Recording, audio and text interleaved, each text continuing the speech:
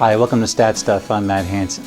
In this lesson, we're going to explore Lean and a little bit further by reviewing a brief history about Lean, the philosophy of Lean, and some of the more common tools and concepts associated with Lean. The one prerequisite for this lesson is the introduction to Lean and Six Sigma. Please review that other lesson first if you have any difficulty in understanding some of the information from this lesson. So let's begin by reviewing a brief history about Lean.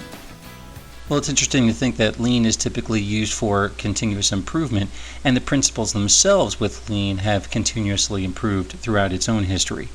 A lot of the history behind Lean generally goes back to first Benjamin Franklin with a lot of his writings regarding waste and efficiency and cost savings.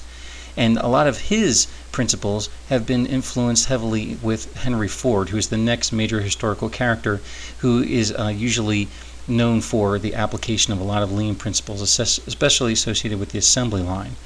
Next, beyond that, it was the Toyota production system that had extended a lot of these concepts, where they put a lot more attention on the flow of the work, that is, the flow of the production itself.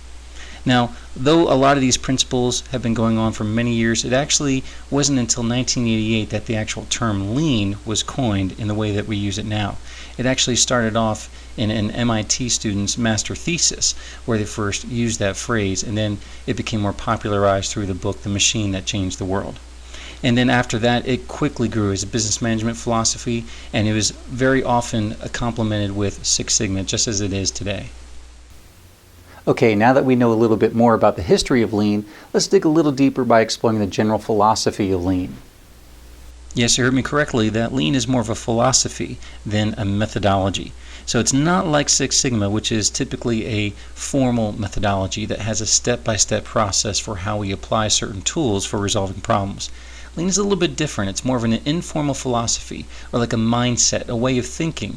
And there's still tools associated with it for resolving problems within the process itself, but it doesn't have the same kind of step-by-step process that's defined in the same way as Six Sigma. So let me show you an example of the difference between the two of them. If we consider from the Six Sigma perspective, we might say that generally there's some start and some finish at some point when you work a project that follows that methodology. So as you begin a project that's Six Sigma oriented, you work through it and you reach some sort of endpoint, and you can consider yourself to be done with that particular project, having resolved the problem at hand. Lean is a little bit different. It's usually more open-ended, where each person looks for opportunities within the process, and you're continually looking for those opportunities. So it's basically like taking the process itself and looking at every step within the process. And then after looking at it, you work through it, you find different opportunities, you improve it, and then you continue to look at it again. The assumption behind Lean in this way is that there really is no such thing as a perfect process. So if there is no perfect process, that means there's some room or opportunity for making some sort of improvement, even if it's a small one. That's generally the mindset behind the philosophy of Lean. So Lean itself primarily focuses on improving a process. So the purpose of Lean itself is, like we've used the example before in the IPO flow model, how it is like in this example of the meat grinder, it is the crank within the process that takes the inputs and it creates some sort of output. It's a way of looking at the process to try to improve the efficiency or the flow of the process itself. So how do we improve the actual process or efficiency or flow? Well, this is where we have a certain set of tools that are used within Lean to identify where there are some opportunities to eliminate waste that's in the process. So does that mean that Lean won't at all improve the output? Well, no. The output is dependent on the process. So by improving the process, you very well could be improving the output itself, if nothing else, at least the efficiency of creating that output. But one thing to keep in mind is that as we improve the efficiency of the process, we have to always maintain focus on the output, on the quality and accuracy of that output. So remember, the idea here of efficiency is you're focusing on decreasing the time or effort in the process itself while maintaining at least the same or better quality or accuracy that's reflected in the output. So now that we know there's no formal methodology associated with Lean, like there is with Six Sigma, how can we make sure that we find and make the right improvements? Well, that's a great question, but there are lots of tools and concepts that we can use within Lean to help us improve a process. So next what I want to show you are a list of the different concepts or tools typically associated with Lean. First of all, for the Lean concepts, those usually include something like value-added versus non-value-added, one-piece flow versus batch processing, different types of system designs like push versus pull or Kanban systems or just-in-time, 5S programs, 7 deadly ways, poka-yoke. All these are concepts that we're going to be covering in separate training videos, but they're all associated with Lean. Now, those differ from different tools or metrics that are associated with Lean. Some of those include the spaghetti diagram, first-time yield and rolled throughput yield, or WIP, process mapping, value stream mapping, and takt time. These are some of those things that are a little bit different, again, associated with Lean, but they're different in the sense that they're tools or metrics that might be associated with Lean and helping to improve a process. So, a broad way that we can describe and how we apply these tools and concepts is first that we would look at a process and we would look at it first for the flow or waste reduction opportunities using the concepts.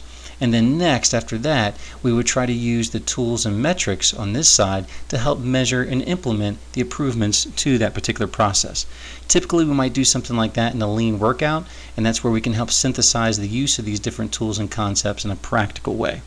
Now, the Lean tools and concepts typically work best in a manufacturing environment. That's where you see them most often used. But that doesn't mean they can't be used in a non-manufacturing environment. As long as you have a process, there's an opportunity to use these different Lean concepts and tools to improve that process, even if it happens to be in a transactional type of environment or some sort of non-manufacturing environment. But since manufacturing environments have tangible products, things moving across a visible production or assembly line, it's going to make it a lot easier to look for those opportunities where you can see the waste, you can measure the waste, or you can see the improvements that are happening within the process itself. All right, before we close this lesson, let's discuss how we can apply some of these concepts in a practical way. All right, what I'd like to ask is, have you already heard of some of these different tools or concepts associated with Lean? And if you had, what type of exposure have you had to them? And what are some of the positive results or outcomes from that experience that you've had with them? And what are some of the negative results or outcomes that came from that same experience? And what do you think could have been done differently, if there's anything, that could have mitigated some of those negative results? Next, what I want you to do is try to identify at least 3 different processes that you actively control or participate in. Obviously, the preference would be to focus on processes associated with maybe your job. However, if you have any in any area of your life, it would be good to identify those as well. So, what opportunities or improvements do you think there are in improving those processes? Now, if you can't think of any, then does that mean you believe those particular processes are quote-unquote perfect? Because if they're not perfect, then there has to be some sort of type of improvement opportunity there, even if it's a small one. And if so, what are some examples of maybe what some of those small opportunities could be for improvement?